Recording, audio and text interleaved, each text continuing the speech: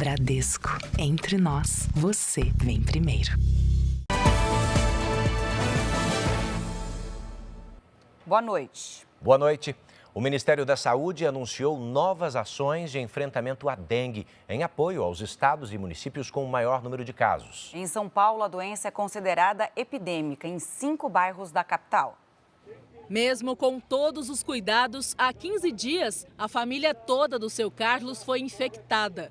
Primeiro foi eu, depois a minha filha, que é especial, depois foi meu neto e depois foi a minha esposa. 80 municípios brasileiros foram classificados pelo Ministério da Saúde como prioritários para receber ações de combate à dengue. São Paulo concentra 55 cidades desta lista. Só na última semana, a capital paulista registrou mais de 17 mil novos casos da doença, um aumento de 26% em relação ao ano passado. A dengue é considerada epidêmica em 5 bairros da cidade. A classificação é adotada quando a taxa de incidência passa de 300 casos por 100 mil habitantes. Eu fui uma delas, que eu fiquei 20 dias mal mesmo. Tontura, vômito, fraqueza, dor nas pernas, dor nos braços. Para tentar conter o avanço da dengue, uma empresa privada faz o fumacê em algumas comunidades. O produto químico mata larvas e mosquitos. A gente procura ajudar a população, né? Porque o caso de dengue está triste, principalmente aqui na comunidade. O Brasil tem 942 mil casos prováveis de dengue, com 614 mortes confirmadas. Segundo o Ministério da Saúde, houve queda de 75% no número de casos e 83% nas mortes, em comparação com o mesmo período do ano passado. A vacinação é direcionada a crianças e adolescentes de 10 a 14 anos. Em São Paulo, o número está abaixo da expectativa. Nós temos somente na primeira dose 50% do público que procurou a prevenção e na segunda dose quase chegamos em 25%. É muito importante que nesse momento pais e responsáveis levem seus filhos a se prevenirem contra a dengue. Cuidados básicos ajudam a evitar a proliferação do mosquito. Se a população não fazer a parte dela, não tem como. Por exemplo, laje, pneu, caixa d'água, fica tudo ao ar livre, então a comunidade ela tem que se interagir e fazer a parte dela também. Jair Bolsonaro é transferido para o Hospital de Brasília. Ex-presidente afirma que pode passar por nova cirurgia no intestino. Donald Trump isenta celulares, computadores e chips eletrônicos de novas tarifas nos Estados Unidos. Na Espanha, invasões de imóveis geram disputas judiciais entre proprietários e inquilinos. E os gols do sábado pela terceira rodada do Brasileirão. E o duelo de líderes na Record, Fortaleza e Internacional disputam na Arena Castelão o primeiro lugar do campeonato.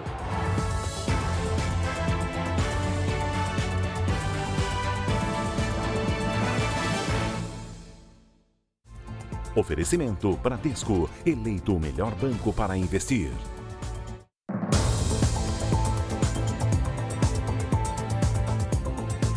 Um casal foi preso suspeito de matar o filho de 2 anos no Rio de Janeiro.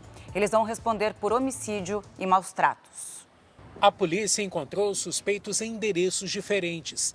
Elaine de Souza Alves e Rafael Alves Gonçalves foram presos preventivamente pela morte de um dos filhos. Heitor de Souza Alves Gonçalves tinha 2 anos. Segundo a polícia, ele foi agredido na casa onde morava e depois foi deixado ao lado do irmão gêmeo com a babá. O Rafael chega lá com os 2 meninos, relatando que o Antony empurrou o Heitor. Realmente o Heitor estava com um galo na testa. Eu achei que ele estava com uma pneumonia ou uma bronquiolite pela respiração dele. Foi esta vizinha quem prestou socorro e levou o menino para o hospital, mas ele já chegou morto. Heitor tinha várias marcas pelo corpo. Minuto algum passou pela minha cabeça que ele estava morto. A investigação ainda não foi concluída, mas os policiais trabalham com a hipótese de que a morte de Heitor foi provocada por agressões cometidas pelos pais. O casal já era alvo de uma medida protetiva por tentativa de homicídio contra a criança. O avô, responsável pela guarda, confessou que não cumpria a ordem judicial e deixava o menino com os pais. O avô ele também vai responder, primeiro como autor né, no crime de homicídio qualificado na modalidade omissão imprópria. Ou seja, ele tinha o dever de cuidado, que inclusive já tinha sido estabelecido pelo próprio Poder Judiciário, assim como pela própria lei. Você sabia dessa? Criminosos estão oferecendo pela internet um dispositivo utilizado para bloquear o sinal das tornozeleiras eletrônicas, que são usadas por detentos do regime semiaberto. Um homem foi preso em Goiânia no momento em que tentava finalizar uma venda. O suspeito até gravou um vídeo para provar que o produto funciona. Um aqui, o outro ali, ó.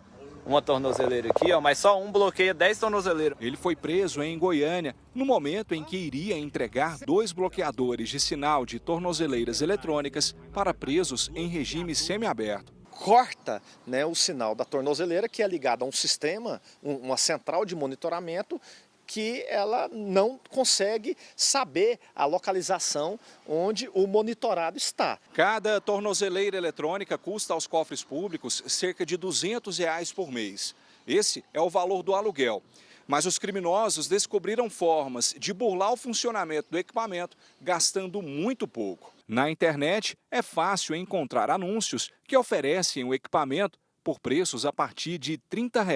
Ele pode utilizar daquele momento em que ele ligou esse aparelho para justamente perpetrar algum crime ou estar em alguma área onde ele não poderia estar e depois, ao retornar para sua residência, por exemplo, ele liga novamente e para a polícia não tem como comprovar que esse bandido esteve em algum local onde foi efetivamente perpetrado algum crime.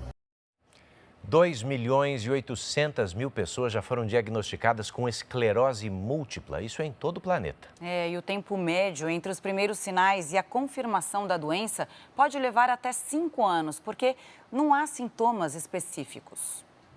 Wanda convive com a esclerose múltipla há mais de 40 anos. Os primeiros sinais foram associados ao estresse. O diagnóstico só veio uma década depois. Afeta muito o emocional, afeta. A família do outro lado pressiona, os amigos pressionam. Na esclerose múltipla, o sistema imunológico ataca as células da medula óssea. A doença é mais comum em mulheres de até 40 anos. Os principais sintomas são fadiga intensa, dificuldade de equilíbrio, fraqueza muscular, formigamento. Segundo esta neurologista do Hospital Moriá, existem 2 tipos. O mais comum é que você tenha, os surtos da doença, então tem esse déficit, uma perda de força, mas depois ele vai melhorando, então ele vai se recuperando. E uma que é pior, pior prognóstico, que ele vai acumulando as deficiências. Então ele tem uma perda de força, outro dia ele tem uma perda de equilíbrio, então ele acaba não recuperando. A cada 5 minutos, uma pessoa recebe o diagnóstico de esclerose múltipla no mundo. Mas os sintomas podem se confundir com os de outras doenças. Descobrir o quanto antes faz toda a diferença, porque terapias multidisciplinares ajudam a manter a qualidade de vida do paciente, já que a doença não tem cura. Geralmente, quando você pega na fase inicial da doença, quando tem os primeiros surtos e já começa a tratar, isso diminui muito a parte de sequelas, porque as sequelas vão se acumulando conforme vai degenerando o nosso sistema nervoso. A esclerose múltipla pode ser identificada com exames como a ressonância magnética. No caso de Gabriela, o diagnóstico foi rápido, 1 mês depois de apresentar formigamento pelo corpo. Dá uma preocupação. Inclusive, a primeira coisa que eu acho que meu médico falou que foi o que mais acalma é: você não vai morrer disso. Ela faz tratamento com remédios e terapia ocupacional, mas ainda convive com a fadiga e problemas motores. Eu poderia antes limpar uma casa num dia só. Hoje eu tenho que dividir na semana inteira o que eu vou fazer, porque senão eu não vou ter energia para trabalhar. Apesar dos desafios diários, Gabriela vê mudanças positivas depois da descoberta da doença. Eu cultivo mais as minhas amizades, a minha relação com a minha família. A gente aprende que, como você disse, há males que vêm para o bem e que a gente pode ser feliz apesar das adversidades que aparecem na nossa vida. O ex-presidente Jair Bolsonaro, que estava internado em um hospital de Natal, é transferido para Brasília. A repórter Yasmin Costa tem mais informações ao vivo, direto da capital federal. Oi, Yasmin, boa noite. Boa noite, Camila. Boa noite, Edu. Olha, o voo saiu de Natal no início da noite e deve chegar daqui a pouco a Brasília, onde Bolsonaro vai ser reavaliado neste hospital particular. A transferência foi um pedido do ex-presidente que deixou o hospital caminhando. Bolsonaro embarcou numa UTI aérea no aeroporto de Natal. Hoje, a equipe médica atualizou o estado de saúde do ex-presidente. O último boletim médico informa que o quadro de saúde evoluiu bem, mas sem previsão de alta.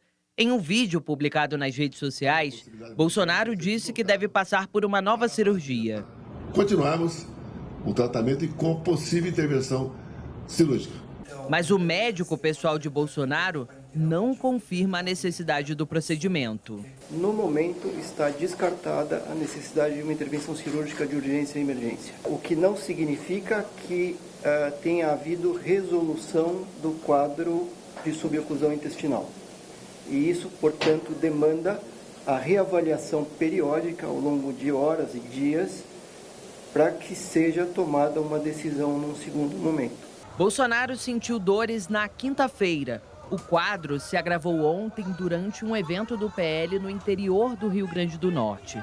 O ex-presidente tem uma obstrução intestinal, que ocorre quando há o bloqueio do intestino. Para manter a alimentação, a equipe médica colocou uma sonda no ex-presidente. Segundo os médicos, o quadro é consequência do ataque à faca que ele sofreu em 2018. Vamos falar sobre o café, que eu sei que o Edu gosta e toma Muito. toda manhã. Sim, até agora há pouco, inclusive. Bom, o café é o produto de Minas Gerais mais exportado para os Estados Unidos. Agora você imagina, Camila, a onda de incerteza que cerca os produtores brasileiros depois que Donald Trump decidiu taxar em 10% as exportações do nosso país, né? Esse clima de incerteza é o tema da nossa reportagem. A tarifa do grão não torrado exportado para os Estados Unidos era de 9%. Depois da taxação de Trump, subiu para 19%. Lembrando que a gente está no momento de preços altos, onde o torrefador está com dificuldade em repassar esse preço para o cliente, o consumidor final. É para os Estados Unidos que vai a maior parte das exportações de café brasileiro. O país comprou em 2024 mais de 8 milhões de sacas do grão, o equivalente a mais de 16% de toda a exportação no período. Somente Minas Gerais enviou 6 milhões de sacas de 60 quilos. Mas para 2025, as projeções ainda são incertas. As tarifas foram anunciadas com o objetivo de incentivar a indústria americana. Mas no caso do café, especialistas avaliam que o tarifaço de Donald Trump não vai ter o efeito desejado, porque o produto quase não é cultivado nos Estados Unidos. Segundo este professor, as taxas mais altas devem encarecer o produto por lá. Isso se faz, então, na tentativa de trazer de volta as empresas dentro dos Estados Unidos, para produzir lá dentro. No caso de café e de outras commodities que dependem de questões climáticas, é bem mais difícil, se não até impossível. Apesar da possível diminuição das exportações para os Estados Unidos, há expectativa de redução dos preços para o consumidor brasileiro. A bebida por aqui aumentou 72% nos últimos 12 meses por conta das mudanças climáticas, mas a previsão é de um alívio em breve nos preços dos grãos. Fevereiro foi o maior preço de todos os tempos de bolsa e estamos entrando na safra. Quer dizer, a expectativa é de cair. Bom, mas o governo americano decidiu também isentar dessas tarifas equipamentos eletrônicos, tá? Como celulares e computadores importados da China. A medida beneficia não só as empresas, mas os consumidores, que pagariam mais caro pelos produtos.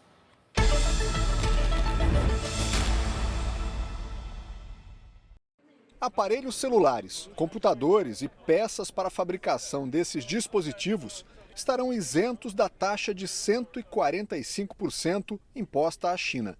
De acordo com um anúncio feito pelo Departamento de Alfândega e Proteção das Fronteiras dos Estados Unidos, a medida é retroativa ao dia 5 de abril, quando as tarifas recíprocas entraram em vigor. Semicondutores, painéis solares e cartões de memória também serão isentos. A Casa Branca não deixou claro se a isenção será definitiva ou temporária. O objetivo é dar tempo para as empresas se estabelecerem em território americano. Segundo a porta-voz do governo, o país tem urgência que a maioria desses produtos e componentes volte a ser fabricada internamente. Em um comunicado, o presidente Trump disse que os Estados Unidos não podem depender da China para fabricar semicondutores, chips, smartphones e computadores. Alguns investimentos já foram anunciados, como uma nova fábrica de uma das gigantes do setor no Texas, além de centros de armazenamento de dados em outros 5 estados. A partir de hoje, a China passou a cobrar 125% de taxa sobre produtos americanos, mas o governo chinês ainda não comentou a decisão de Trump de isentar os produtos eletrônicos. O alívio tarifário foi direcionado às grandes empresas americanas de tecnologia. Até 80% do que o setor comercializa vem da China. A suspensão também agrada aos consumidores, que, por enquanto, não correm o risco de pagar mais caro pelos produtos por causa do aumento nas tarifas. No Oriente Médio, a promessa de suspender sanções econômicas contra o Irã levou às negociações representantes americanos e iranianos que há anos romperam relações. Trump tenta costurar um acordo para o fim do programa nuclear iraniano. Cada delegação tinha uma sala separada e trocava mensagens mediadas por representantes da Jordânia. Na saída do encontro, o ministro das Relações Exteriores do Irã disse que os dois lados demonstraram boa vontade. Uma nova reunião foi agendada para a próxima semana.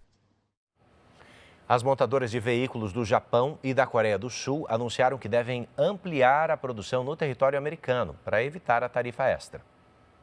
De componentes de freio a motores.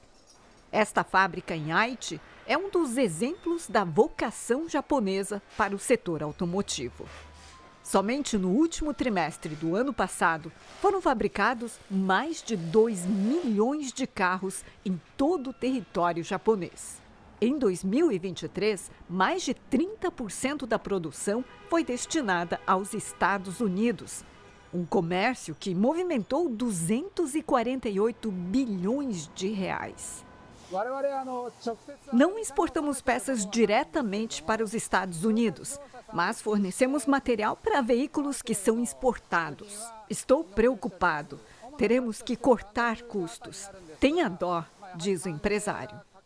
O Japão pode perder o equivalente a 85 bilhões de reais em exportações de automóveis para os Estados Unidos, já que o setor automotivo representa 20% do total de exportações do país. Este economista confirma: os fornecedores e empresários menores devem ser os mais impactados pelas tarifas americanas.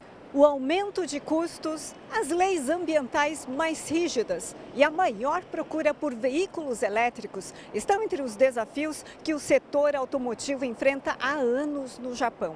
Agora, grandes montadoras planejam investimentos nos Estados Unidos para tentar driblar as novas tarifas. Hoje, já existem 24 fábricas japonesas em operação no território americano. A Toyota, que planeja produzir 1 milhão de veículos elétricos este ano, constrói novas unidades no Kentucky e em Indiana, com inauguração prevista para 2026. A Coreia do Sul, que exportou mais de 1 milhão de veículos aos Estados Unidos em 2023, já adotou medidas de suporte ao setor. O governo também reduziu os impostos sobre a compra de automóveis, de 5% para 3,5% até junho, e aumentará os subsídios. Na China, a BYD vendeu mais de 1 milhão de unidades no primeiro trimestre, com destaque para a Rússia, México e Emirados Árabes. Com planos de ganhar espaço no mercado americano, a empresa prevê uma dificuldade ainda maior por causa das tarifas de importação. Um novo vídeo mostra o momento em que o helicóptero de turismo que sobrevoava Nova York cai no rio Hudson. O acidente matou 6 pessoas. Nas imagens é possível ver que a aeronave seguia aparentemente uma rota normal quando, de repente, o helicóptero começa a cair. A hélice e a cauda se soltam da cabine que atinge o rio em grande velocidade. O sobrevoo de turismo durou cerca de 16 minutos. A bordo estavam o piloto e mais 5 espanhóis da mesma família, incluindo 3 crianças. Todos morreram. As autoridades investigam as causas do acidente. O Brasil voltou a exigir visto para turistas dos Estados Unidos, do Canadá e também da Austrália esta semana. A mudança preocupa o setor de turismo, que estima prejuízos milionários com a volta da obrigatoriedade. O pedido de visto é feito pela internet. Turistas dos Estados Unidos, do Canadá e da Austrália precisam preencher um formulário online, enviar os documentos e pagar uma taxa de cerca de R$ 475 para entrar no Brasil. A exigência tinha sido suspensa em 2019, mas foi retomada na última quinta-feira. A decisão segue o princípio da reciprocidade, uma prática comum na diplomacia. Como Estados Unidos, Canadá e Austrália exigem o visto dos brasileiros, o Brasil voltou a cobrar também. A medida gera preocupação entre empresários do turismo. Este especialista estima uma queda de 25% no número de turistas americanos. De fato, isso representará uma perda entre 100 e 150 milhões de dólares por ano. A gente vai perder aquele turista que vem de forma espontânea, por conta de uma promoção, por conta de uma passagem aérea mais barata. O governo do Rio de Janeiro considera a medida um retrocesso. Na capital fluminense, a prefeitura destacou a importância da agilidade na emissão do documento para manter os bons resultados do setor. É uma indústria que move 52 setores da economia, direta e indiretamente, e que o Brasil perde quando a gente coloca mais uma barreira para o turista americano poder vir aqui ao Brasil. A agilidade do processo eletrônico é a aposta do governo brasileiro. Segundo o Palácio do Planalto, o tempo de análise dos pedidos é inferior a 48 horas e o visto fica pronto em até 5 dias. Choveu forte nos estados de Mato Grosso do Sul e do Paraná. Hora de conversar com a Giovana Rizardo. Giovana, boa noite para você. E os temporais continuam no domingo? Sim, Camila, e eu já explico o motivo. Boa noite para você. Oi, Edu, boa noite. E boa noite para você que nos acompanha. Deve continuar chovendo porque as instabilidades estão avançando do Paraguai para cá. Na capital paulista, domingo com virada no tempo. Atenção a risco de chuva forte à noite, máxima de 28 graus. Já no Rio de Janeiro, tempo firme e esquenta até os 30. Na capital federal, as pancadas vêm na parte da tarde. Hoje choveu mais no centro-oeste e no nordeste. E agora as nuvens de chuva continuam concentradas em todos os pontos coloridos aqui do nosso mapa. Amanhã, a chegada de uma frente fria sobre a costa do Brasil reforça as instabilidades na região sul. Em São Paulo, as pancadas vão voltar em todo o estado. E em grande parte do interior do Nordeste, também entre Salvador e Maceió, a chuvarada persiste. Pelas capitais, as temperaturas ficam assim: 25 graus em Porto Alegre, em Vitória e em Aracaju faz 30 graus, 27 em Campo Grande e até 29 em Manaus. Tempo Delivery. A Olga está de olho na previsão para Valentim Gentil, São Paulo. Bem-vinda, Olga. Até terça-feira, o sol vai ficar instável na sua região. Pode chover a qualquer hora. À tarde, as pancadas ganham força. As máximas vão variar de 29 a 33 graus. O Elton é de Campina Grande, Paraíba. Oi, Elton. Nos próximos dias, o sol aparece entre nuvens e tem previsão de chuva passageira. Os termômetros vão ficar entre 29 e 30 graus. Para você também participar do Tempo Delivery, é só postar nas redes sociais o nome da sua cidade e a hashtag você no JR. Camila, Edu. Obrigada, Giovana. E veja a seguir, nova lei aprovada em Minas Gerais vai multar tutor que deixar animal acorrentado. Fortaleza e Internacional disputam na Arena Castelão a liderança do Campeonato Brasileiro.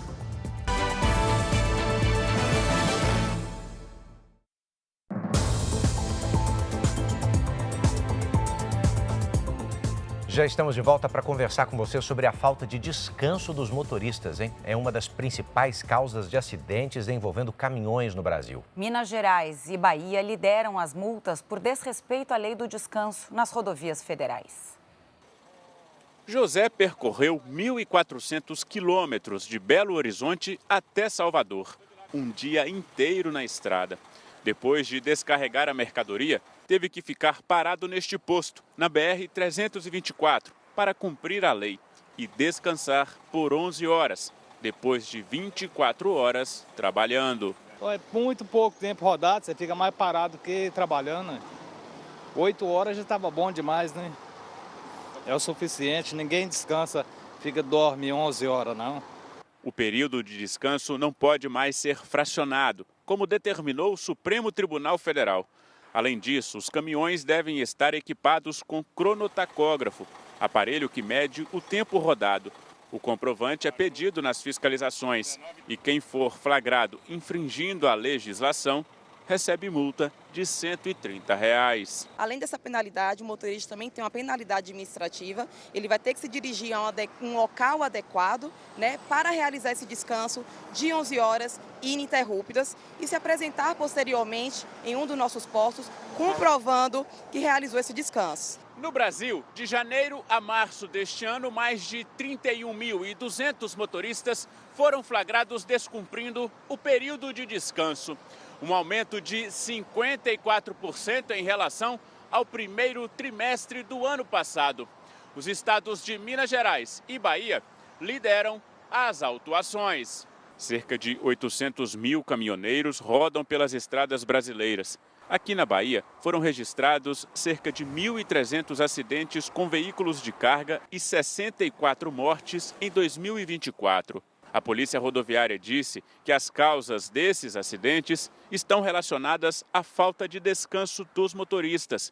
Mas a categoria reclama que não há locais adequados para cumprir as 11 horas de parada obrigatória. De dia encontra os postos vazios, mas à noite não tem onde parar. Não pode parar na beira da pista, que é roubado. Bom, sobre a falta de locais adequados para cumprir a parada obrigatória nas rodovias federais, o Departamento Nacional de Infraestrutura de Transportes, o DENIT, ainda não se manifestou. Uma lei estadual aprovada em Minas Gerais pode multar em mais de R$ 5 mil o tutor que deixar o cachorro acorrentado por muito tempo. Agora, esse comportamento é considerado maus tratos ao animal. O casal de pitbulls que corre pelo quintal pouco lembra os cães que foram resgatados há 2 anos. Os animais eram mantidos acorrentados pelo antigo tutor. Os cachorros foram trazidos para este abrigo em Belo Horizonte. A gente encontra, inclusive, animal que sequer as pessoas têm a dignidade de colocar uma coleira para depois colocar a corrente. Coloca a corrente direto em volta do pescoço do animal. Uma lei sancionada esta semana proibiu deixar cães presos em correntes por períodos muito longos. Essa prática pode causar sofrimento físico e mental para os animais. Ele começa a ter ansiedade, frustração e até depressão. O animal deixa de fazer exercício físico e com isso ele pode ter obesidade, ele vai ter atrofia muscular e como geralmente vai ficar deitado, então começa a aparecer feridas, né? Em Minas Gerais, o tutor pode ser multado em mais de R$ 5 mil. No ano passado, foram registradas mais de 4.500 denúncias de maus-tratos contra animais no estado, um aumento de 20% em relação a 2023. Esse comportamento também é proibido por lei em Goiás, Amazonas, Paraná e no Distrito Federal. A lei ela vai reforçar, atualizar esse assunto agora, nos tempos atuais, para que as pessoas tenham noção de que estão cometendo um crime.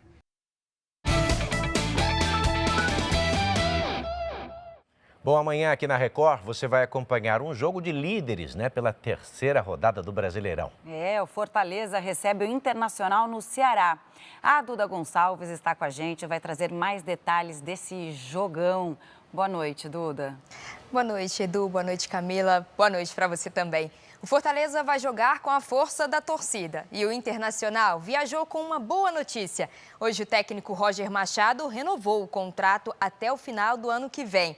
O que chama a atenção nessa partida é a distância. Quase cabe a Europa inteira entre Porto Alegre e Fortaleza. Um encontro que mostra as dimensões do Brasileirão. O Internacional vai sair de Porto Alegre e viajar mais de 4.000 quilômetros para encarar o Fortaleza no Ceará. Praticamente a mesma distância que pegar um voo de Lisboa, em Portugal, e atravessar a Europa inteira para chegar a Kiev, na Ucrânia. Do sul ao nordeste do Brasil, um encontro de dois times invictos no campeonato que estão na ponta da tabela com 4 pontos. Há uma certa tensão em volta do Fortaleza, uma cobrança que eu acho desnecessária, absurda, pelo bom trabalho que o time faz nos últimos anos. E o Inter vem de um pouco mais de tranquilidade e, para mim, tem o cara que é o melhor jogador de futebol no Brasil hoje, que é o Alan Patrick.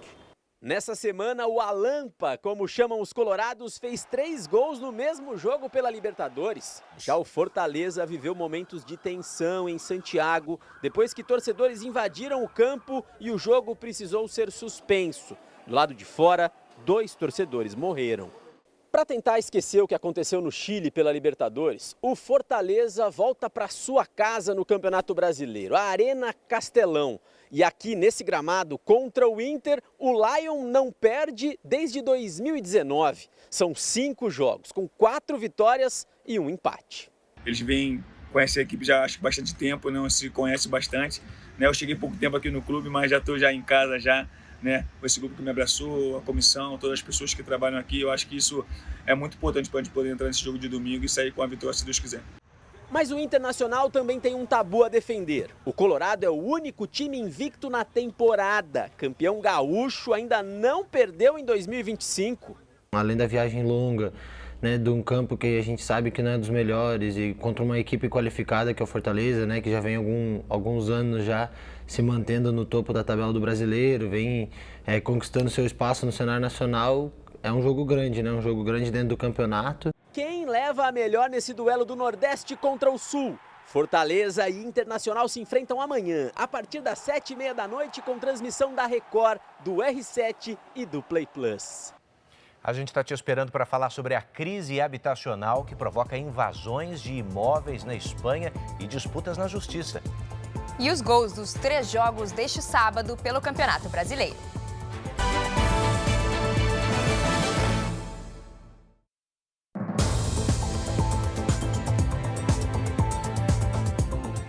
O consumo de vídeos na TV aberta cresceu no país agora no mês de março. De todas as imagens reproduzidas em aparelhos de televisão e nas plataformas digitais, 70% foram na TV aberta. A pesquisa feita em 15 regiões metropolitanas reforça a importância desse meio de comunicação na rotina da população.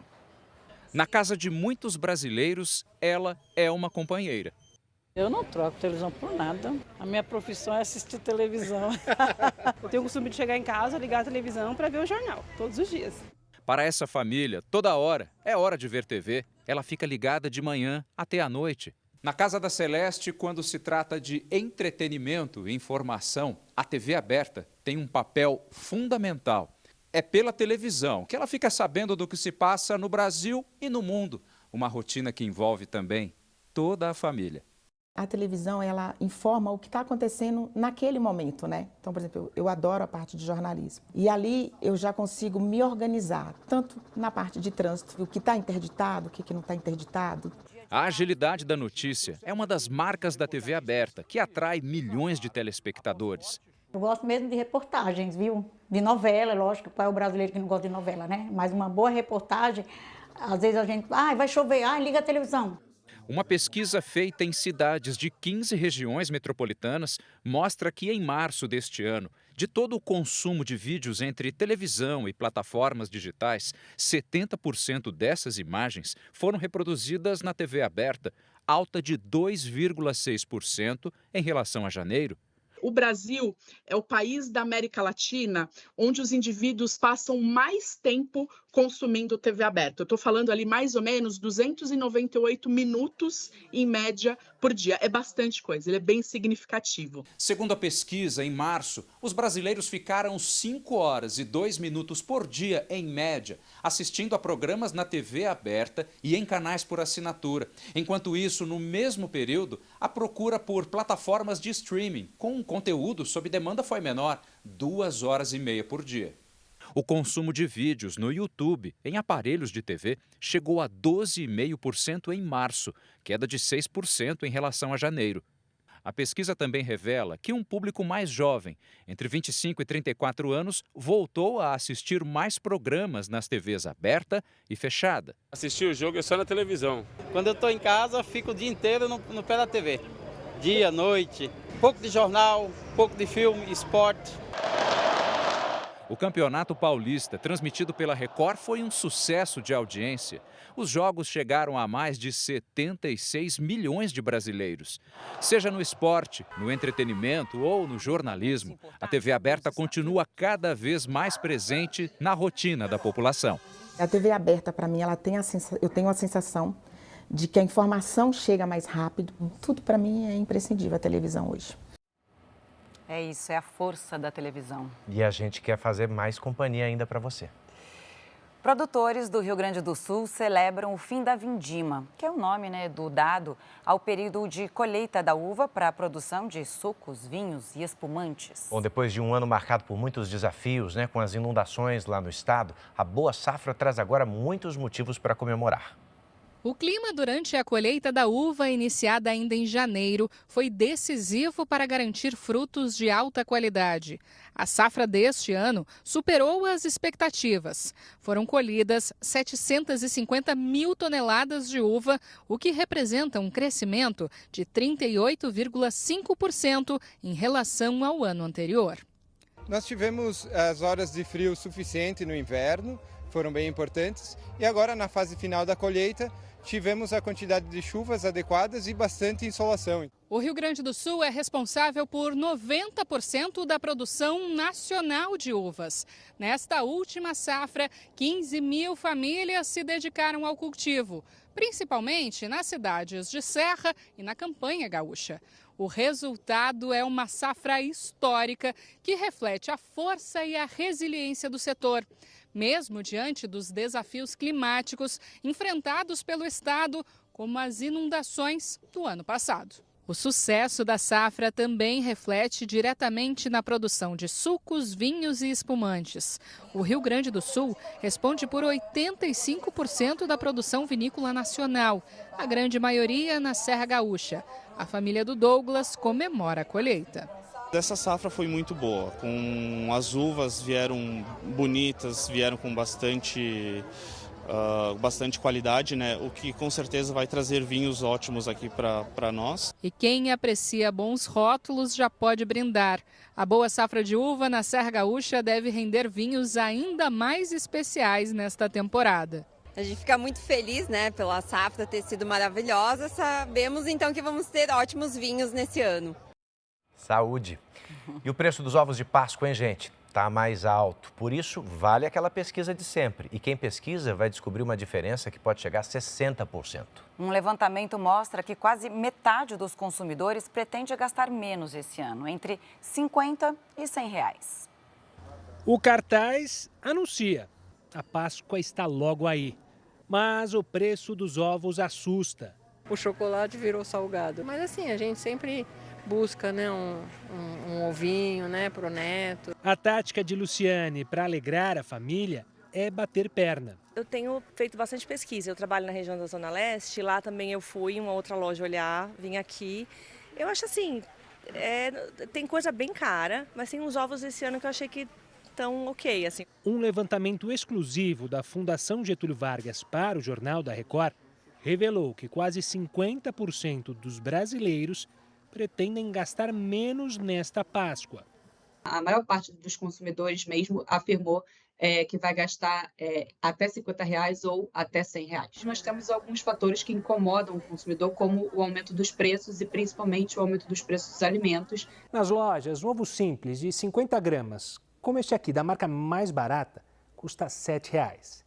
Já este maior, de 120 gramas, recheado com bombons, custa R$ 20,00. E tem os ovos com brindes, como este aqui de 80 gramas, menor que o recheado, mas por causa do brinquedo, sai mais caro, R$ 30,00. O Procon alerta, um mesmo ovo pode ter uma diferença de preço de quase 60%. Comparando o mesmo produto, tá, em diferentes estabelecimentos. Então, a nossa percepção nesse primeiro momento é que o consumidor tem que ter cuidado quando comprar. Por isso, o jeito é pesquisar para achar a melhor promoção. A gente está tentando fazer mágica, né? Os ovos, assim, específicos como os outros anos, realmente não vão ser, né? Então, a gente vai para uma caixinha de bombom, pegando uma promoção, que nem hoje tem aqui. O grupo terrorista Hamas publicou hoje um vídeo de um soldado israelense mantido refém na faixa de Gaza desde outubro de 2023. O militar sequestrado foi identificado como Idan Alexander, que também tem cidadania americana. O vídeo tem cerca de 3 minutos, mas a família só autorizou a divulgação de fotos. Não foi possível verificar quando as imagens foram feitas. O soldado diz que é mantido refém há 551 dias. De acordo com a imprensa israelense, o primeiro-ministro Benjamin Netanyahu conversou com os pais do refém e afirmou que o país está fazendo um grande esforço para trazer todos de volta. Das 251 pessoas sequestradas, 58 permanecem detidas em Gaza. Segundo o exército israelense, 34 reféns estão mortos. O presidente do Equador, Daniel Noboa, decretou hoje estado de exceção no país. Amanhã, os eleitores vão às urnas para escolher o novo chefe de governo. O estado de exceção tem validade de 60 dias e inclui toque de recolher a partir das 10 da noite e a suspensão das garantias constitucionais. Noboa anunciou o fechamento das fronteiras terrestres do Equador para impedir a entrada de estrangeiros durante a votação. O atual presidente é o candidato da direita no segundo turno, enquanto Luísa González representa a coalizão de esquerda. No primeiro turno, em fevereiro, Noboa levou vantagem. Desde janeiro, quando o governo declarou os narcotraficantes como organizações terroristas, o país está em situação de conflito armado interno. Por isso, o presidente também autorizou a mobilização das Forças Armadas e da Polícia Nacional para reforçar a segurança.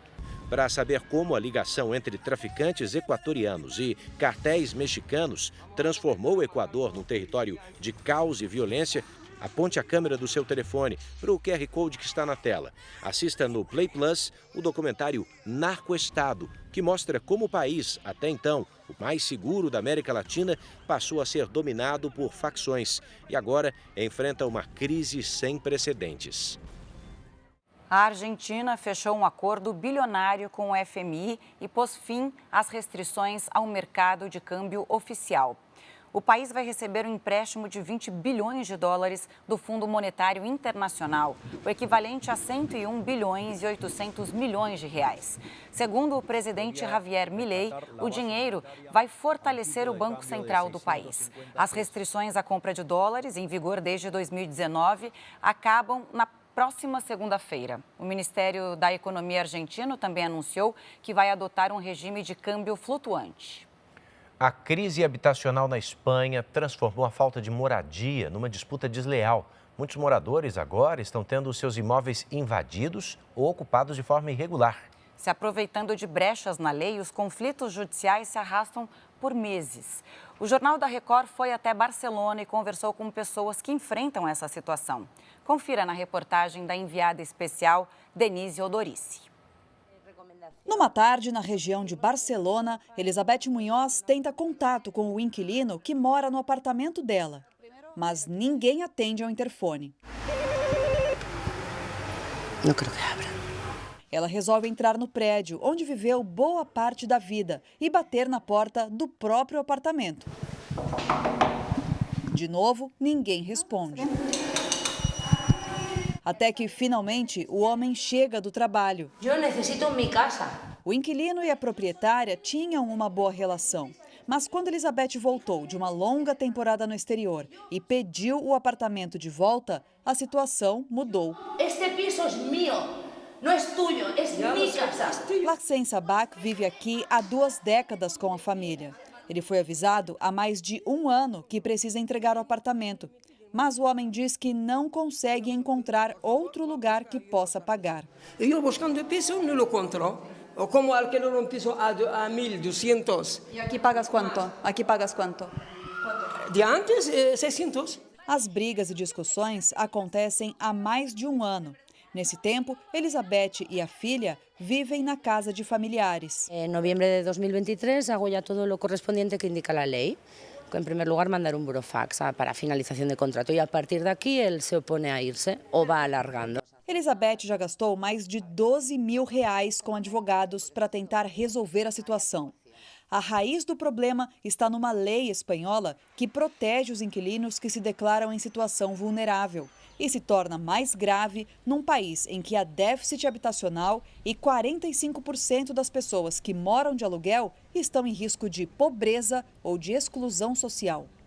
Segundo especialistas, a lei de proteção ao inquilino também favoreceu o surgimento de um outro fenômeno mais grave ainda na Espanha: as invasões de imóveis. A tática é ocupar casas e apartamentos que supostamente estão vazios. Há diversos relatos de famílias que saíram de férias por alguns dias e, quando voltaram, encontraram outras pessoas morando no local. Neste vídeo, o prefeito de Badalona, uma cidade na região metropolitana de Barcelona, confronta uma mulher que ocupa um apartamento. Tu estás metido num piso que não é tuyo. A mulher é irônica, faz gestos ofensivos, se recusa a deixar o imóvel que não pertence a ela. Num caso como esse, se o proprietário tentar trocar a fechadura ou cortar os serviços de água e luz, pode responder a um processo e ser acusado de crime de coação, quando a pessoa tenta restringir a liberdade ou forçar alguém a fazer algo contra a vontade. Para os proprietários, a única solução para desocupar o imóvel é recorrer à justiça. Em várias regiões da Espanha, as ocupações ilegais atingem milhares de pessoas. São famílias que trabalharam uma vida toda para comprar um imóvel. A situação faz com que 1/3 dos espanhóis tenha medo de ter a casa invadida. Segundo dados oficiais, em 2023, o número de denúncias de invasão de imóveis em todo o país superou 15 mil. Segundo uma ONG que acompanha o fenômeno, existem hoje na Espanha cerca de 80 mil imóveis ocupados ilegalmente, 40% deles na Catalunha, região onde fica Barcelona. Vítimas das invasões tentam juntar forças para pressionar o governo e recuperar suas moradias. Ricardo Bravo é um dos fundadores da plataforma que une os afetados pelas ocupações. O governo actual se ha comprometido a hacer muchísimas viviendas sociales que después de 7 años de gobierno no ha construido. No hay vivienda social para quien realmente lo necesita. No grupo também há pessoas que não conseguem tirar o inquilino do imóvel. Ricardo Bravo nomeou isso como inquiocupação. Bueno, pues estas inquiocupaciones, que son los que dejan de pagar el alquiler porque el gobierno les permite a través de una legislación sin que pase nada, pues podríamos estar hablando de otras tantas decenas de miles. Entre eles, Elizabeth, que mostramos no começo da reportagem. Para ela, o problema continua sem solução. Utilizando a justiça e querendo fazer as coisas bem, não consigues nada. Consigues enfermar-te, desesperar. Veja agora os destaques do Domingo Espetacular, que amanhã começa mais cedo, a partir das 6 da tarde. Exclusivo. Veja na grande reportagem. O que você ouviu que fez você ficar revoltada? Bailarina do PCC, a bandida, a criminosa. A mulher acusada de ser a bailarina do PCC quebra o silêncio.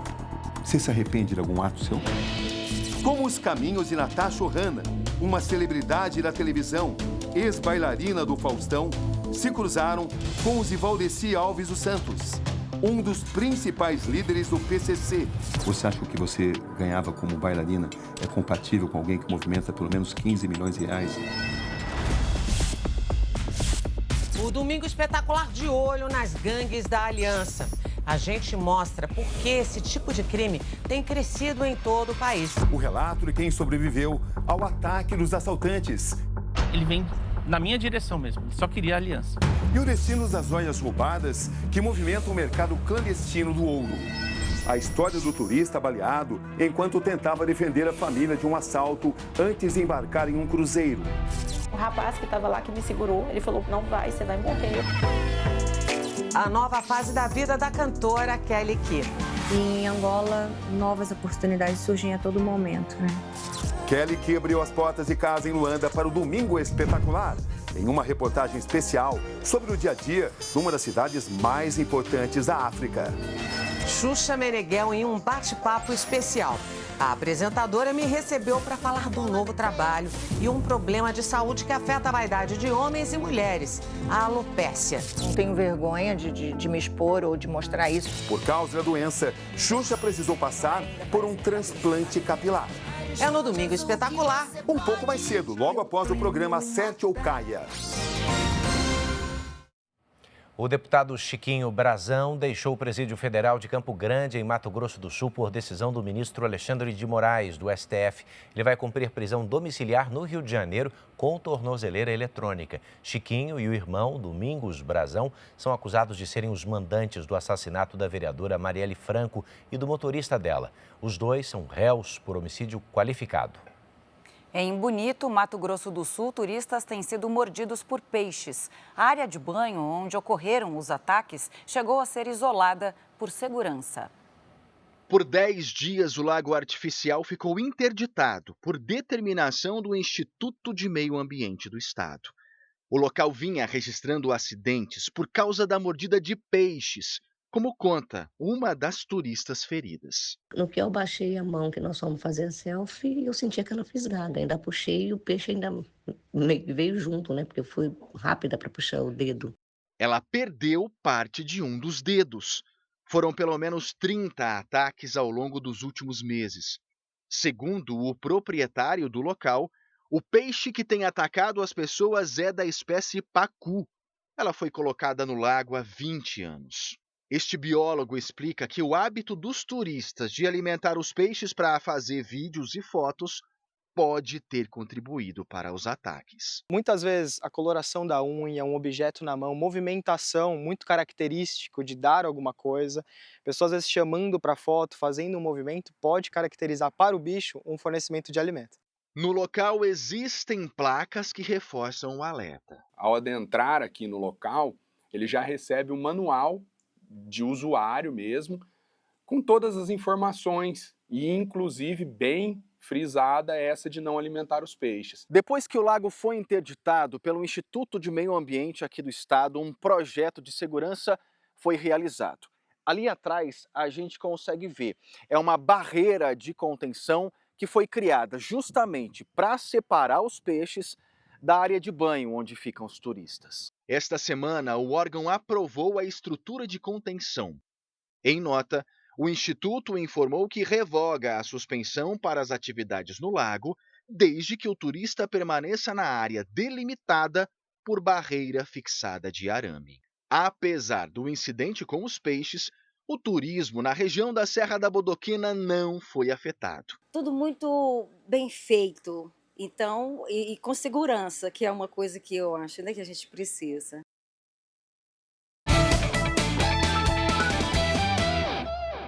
A terceira rodada do Brasileirão começou com 3 jogos neste sábado. E a Duda segue com a gente para dizer quem é que ganhou o clássico, Duda. Pois é, o Palmeiras venceu por 2-0 e do Corinthians acabou perdendo na Arena Barueri em um jogo marcado por belos gols de fora da área. O Palmeiras abriu o placar aos 13 minutos do primeiro tempo, com um bonito chute do lateral esquerdo Piquerez. 5 minutos depois, foi a vez do meio-campo Emiliano Martínez ampliar o placar em mais um chute de fora da área. Placar final, Palmeiras 2, Corinthians 0. Jogando em casa, o Red Bull Bragantino venceu o Botafogo. O gol da vitória veio depois de uma jogada ensaiada de escanteio. John invadiu a área e tocou para Eduardo Sacha fazer o gol da vitória. Final, Red Bull Bragantino 1, Botafogo 0. No Alfredo Jaconi, em Caxias do Sul, o Juventude venceu de virada o Ceará. O Vozão abriu o placar com um belo gol de Ailon. Após o cruzamento, Luiz Mandaca empatou de cabeça. Matheus Babi, também usando a cabeça, definiu a vitória do Juventude por 2-1. E pela sexta rodada do Campeonato Amapaense, a Portuguesa empatou com o Ipiranga em 0-0. A partida foi transmitida pela TV Equinócio, afiliada da Record no Amapá. Já na Europa, o técnico Carlo Ancelotti vive uma crise no Real Madrid. O italiano falou hoje sobre o futuro dele no clube espanhol. Ele é um dos cotados para assumir o comando da seleção brasileira. Na véspera do confronto contra o Alavés pelo Campeonato Espanhol, o treinador foi perguntado se tem a confiança da diretoria do Real Madrid para continuar no cargo. Ancelotti disse que ele não é o mais indicado para falar sobre o assunto, mas que ainda tem 1 ano de contrato com o time. Nas últimas semanas, o Real viu o maior rival, Barcelona, abrir 4 pontos de vantagem na classificação do Campeonato Espanhol. E ainda se complicou na Liga dos Campeões, depois de perder por 3-0 para o Arsenal no primeiro jogo das quartas de final. Antes do clássico contra o Palmeiras, torcedores do Corinthians foram à Neoquímica Arena por uma causa nobre, doar sangue.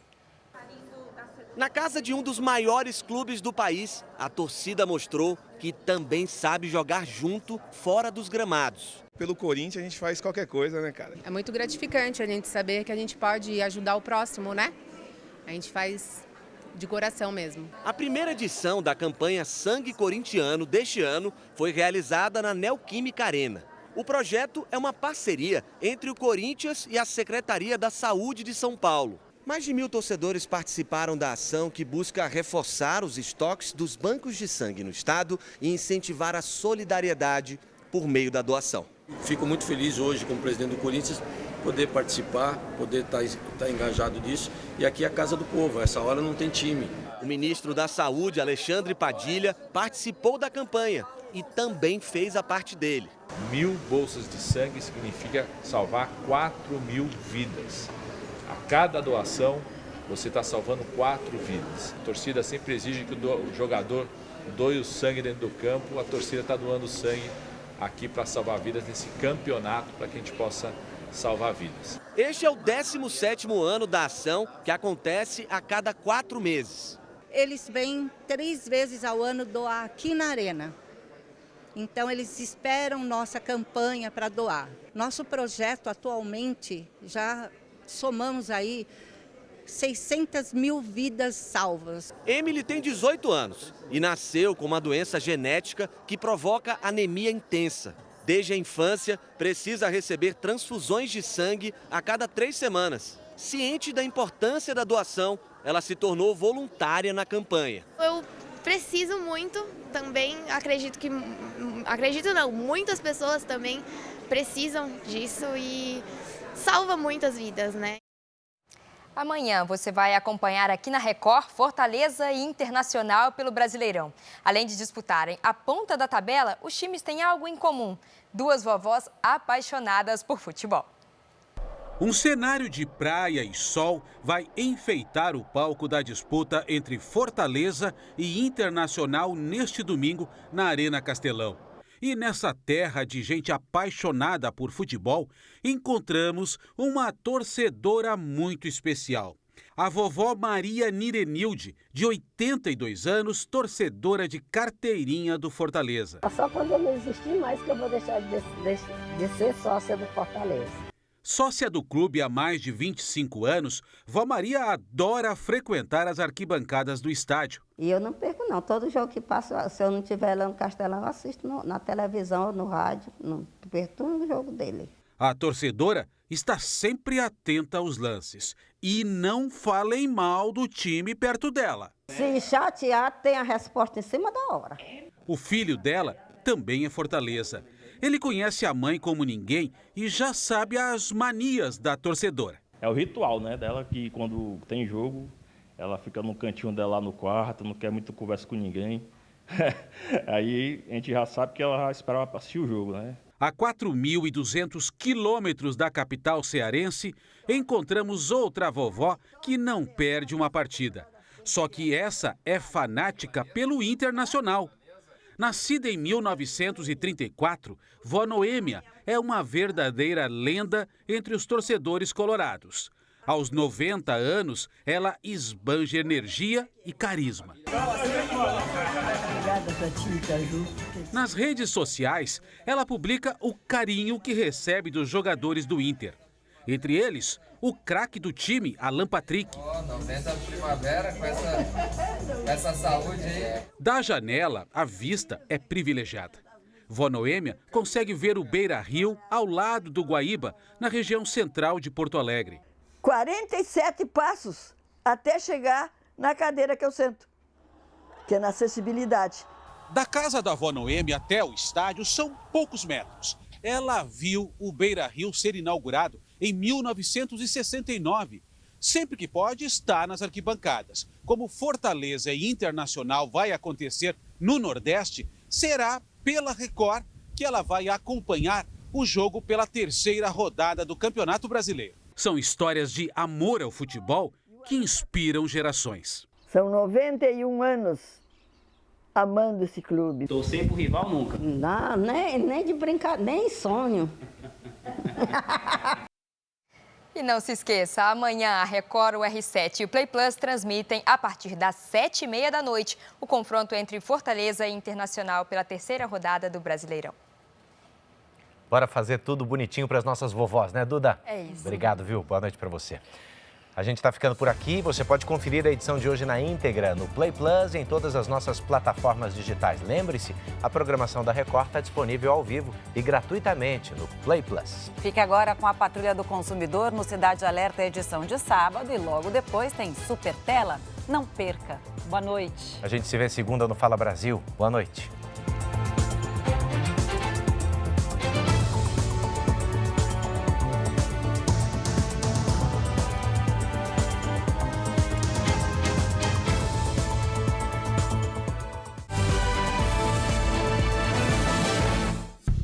Bradesco, entre nós, você vem primeiro.